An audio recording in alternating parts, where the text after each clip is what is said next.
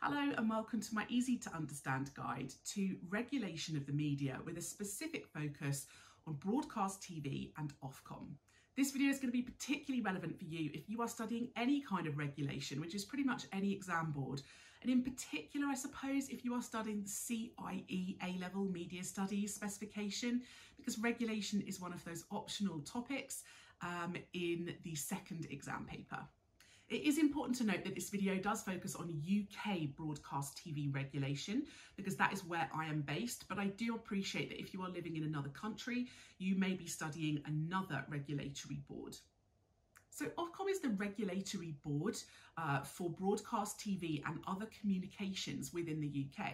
This means they also regulate things like radio and broadband, as well as the postal service and video on demand, mobile phones. They regulate a whole range of things. They're quite a large organisation.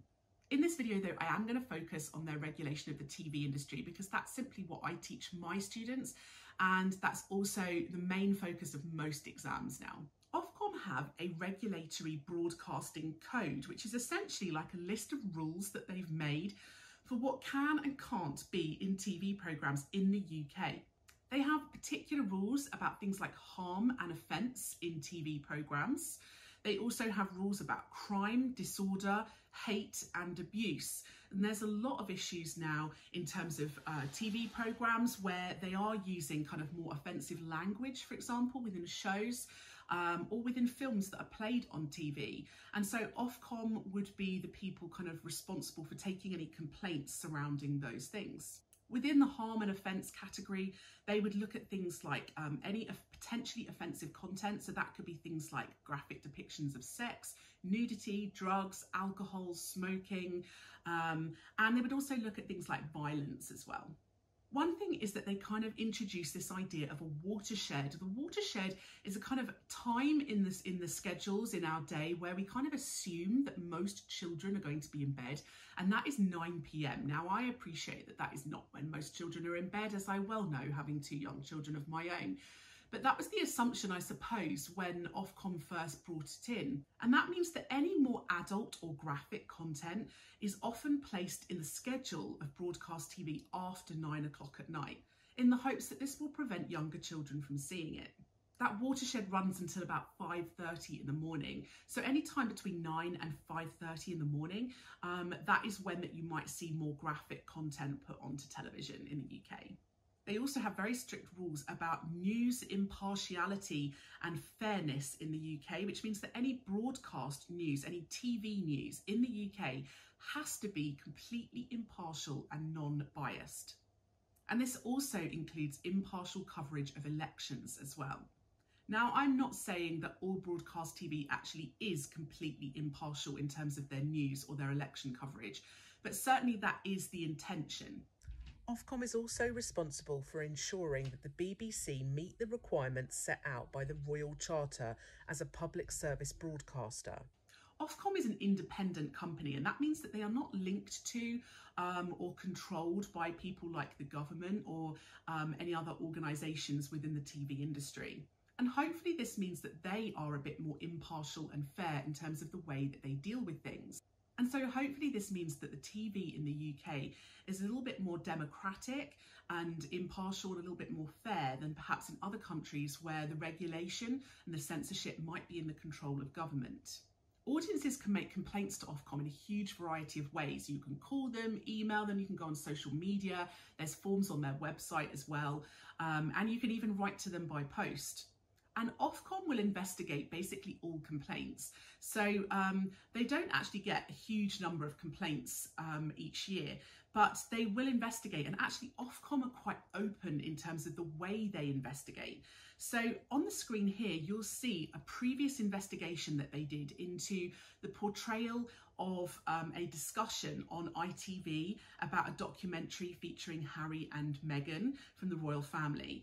And this is the report they did after they received a number of complaints, people complaining for all different reasons. And the report is a huge number of pages. It goes into a massive amount of detail discussing what they investigated, how they investigated, and what their findings were. And these kind of reports are all made public, so audiences can find out at any time what has been done about a programme that they've complained about.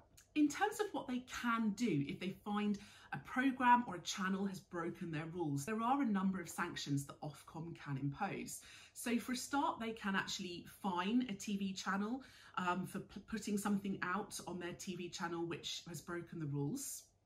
They can demand that a TV channel does not show a particular programme or film again. They can demand that a particular product is re-edited or cut to remove particular content before it is shown again. And they can also insist that if it is shown again, it is shown after the watershed if it wasn't done so before. They can demand TV channels or programme makers make public apologies. And they can even remove the licenses for TV channels, which means they can physically shut a TV channel down. Now, that doesn't happen very often, but it has happened in the past. There was a Russian TV channel that was broadcasting in the UK and was broadcasting predominantly news. And when the Russia-Ukraine kind of conflict started, the content became more and more concerned with Russian propaganda, and Ofcom became concerned that it was not impartial and unbiased as the broadcast rules and codes say it should be.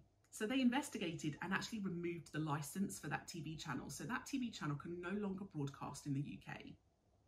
So in terms of Ofcom and the strengths of Ofcom as a regulatory body, they do have a very clear code. It's very detailed and it is quite lengthy, but it is very clear and it's open for everyone to look at on their website.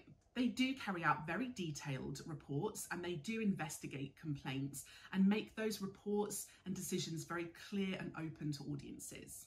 They do have multiple sanctions available to them, which they do use. The fact that they now also regulate video on demand, so things like BBC iPlayer, shows that they are kind of responding to technology changes and convergent technology. And they do seem to have a reasonable amount of power. The fact that they can shut down a TV channel shows that they have status and power within the UK. However, there are some weaknesses to Ofcom. One weakness is that they only cover TV channels which are licensed within the UK. There are some TV content, for example, Netflix and Apple TV, which are licensed outside of the UK, even though they broadcast or stream into the UK. And that means that Ofcom cannot regulate any content on Netflix or Apple TV. And that is why some streaming sites get away with content that's a lot more graphic and adult than traditional broadcast TV channels ever would get away with. There is some talk at the moment in the UK government about new rules potentially being written up to include Netflix and Apple TV and other streaming sites within Ofcom's remit. However, that has not come into play yet as of the beginning of 2024. So that is a kind of future potential solution that Ofcom may start to get the power to regulate those streaming sites. One other weakness to consider of Ofcom is that it doesn't look at all the content that's going to go on television before it gets broadcast. It only investigates once an audience has actually seen that content and somebody makes a complaint. So the product or the TV show, etc., has already been seen by the time Ofcom start investigating. Another issue is that a lot of people feel that some of their rules, like the watershed, are quite outdated. This idea that at 9 o'clock children will be in bed and won't be watching TV is a little bit old-fashioned, and it also doesn't take into consideration the fact that a lot of children now have access to the internet, to streaming sites, to tablets, to computers, to phones, and are therefore going to be able to access content regardless of the watershed on video on demand sites, on streaming, etc. And so the watershed part of the Ofcom broadcast code is perhaps a little bit more outdated. It's worth noting that at the moment, at the beginning of 2024, Ofcom has also been given the power to start regulating social media companies within the UK. And so they're taking on even more responsibility at the demands of the government, not just in broadcast TV, not just in radio or communications, but also on social media as well. And we will wait to see how that pans out. But you can find out more about social media regulation in my separate videos. So that was my easy to understand guide to the regulation of broadcast TV and Ofcom in the UK. Don't forget to subscribe to my channel for other videos that are going to be relevant for you. And if you've got any questions or comments, just leave one below and I'll see what I can do.